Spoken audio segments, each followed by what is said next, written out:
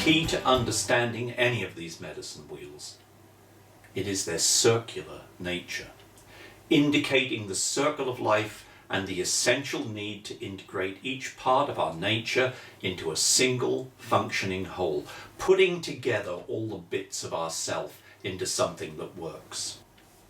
The medicine man, Black Elk, once said, "All life is circles, everything works in circles, so everything an Indian does must flow from circles." Well, it isn't just Indians, it's all of us. Animals figure prominently in Native American spirituality right across the board, these often taking the role of what European pagans would usually ascribe to some kind of god. So it comes as no great surprise then that we find almost all the North American animals have a place somewhere upon the medicine wheel. Even the tiny ant, everything. Though different tribes often have contradictory ideas as to which animal belongs where. But the 4 sacred animals must be mentioned: eagle, buffalo, wolf, and bear. Again, each tribe tends to place these differently, and I must admit, personally, I cannot tie these creatures to a specific area of the wheel and simply leave them there. The traditional placings would put an eagle to the east, wolf to the south, and the inward-looking hibernating bear in his cave to the west, and buffalo up north. But there are times when I must see the eagle up there in the northern skies surrounded by air, not fire, or the buffalo as symbol of wealth and abundance in the earthy realm of the west, whilst the wolf, and I've met plenty while I lived over there, is a natural wanderer and spiritual teacher, likely to turn up wherever and whenever he feels the need to be there. You could also make a strong case for the dolphin or the whale ruling the south, especially if you're using water there, or at least showing up in this watery realm when that is the message. Whale is a very powerful part of Indian spirituality. In essence then, though we must respect all ancient native traditions, ultimately we must do as Sun Bear did, follow our own intuition as to what belongs there and make our own decisions accordingly. After all, it is we, us, who stand at the center always. Indeed, it is here at the center of the medicine wheel we find the essential you, your sense of self-consciousness, grounding and true power, our force, our medicine. But there's more.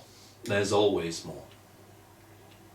Having looked at the 4 cardinal points, we should also observe the spaces in between, giving us the 8 prongs of the medicine wheel. So in the northeast we find the spiritual design of energy, ideas forming patterns taking shape, like a chick growing within an egg has yet to hatch, ideas not quite there yet. In the southeast we find reference to our spiritual heritage, that is to say, the influence of our past lives, both literally and the earlier stages of this one. In the southwest we meet our dreams, our desires, our visions, and finally in the northwest, here's the bogeyman. This is where we meet our demons. These are issues that obstruct us time and again. Those personality defects and weaknesses that we have as yet to master. Yet here, in this dark 1/8, we find our greatest opportunity.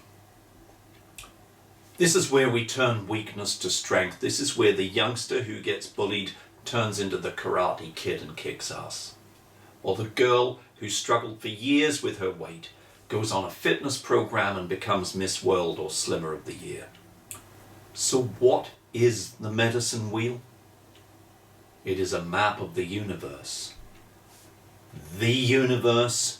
and our own, with us at the center. It is the wheel of life, the cycle of all things, and how we integrate all that we learn, all that we encounter, all that we knew or thought we knew into the completed circle of our earthly and spiritual experience.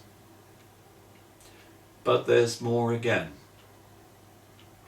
The medicine wheel is also there to remind us how that experience does not end with this life, but continues into the spirit world, where we will meet again with those who walked before, renew those long lost friendships, and for a time we will rest there in the happy hunting ground, before once again it is our time to fall from the sky here into the world of man and begin once more our journey through the medicine wheel.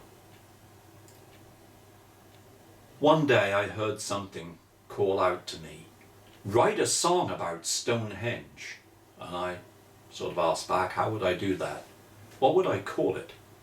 And the words filled my head, walking through the veils of the sun. If you would like to hear exactly where that musical journey took me, you can download the song from the link right here.